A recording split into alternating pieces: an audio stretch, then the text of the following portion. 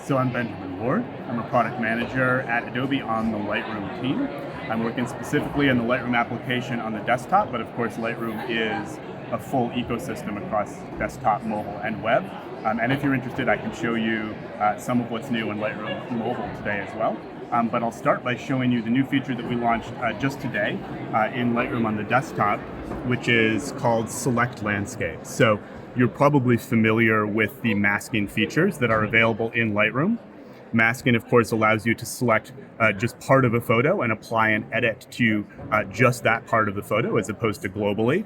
And within the masking tools, of course, we have a variety of different mask types, including some AI masks that will automatically select parts of the photo for you. So we've had select subject, select sky, select background.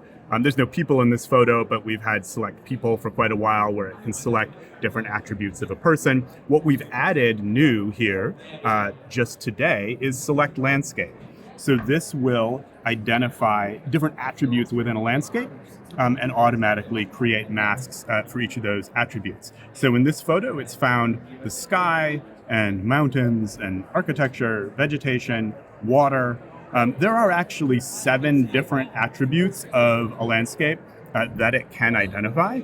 I looked and looked and I could not find one of my photos that had all 7, but this is a Firefly generated photo, which actually does contain all 7. So just so you can see the complete list: sky, mountains, architecture, vegetation, water, artificial ground, and natural ground. So you can automatically create masks for each of those areas. I'll go back to my first photo as an example.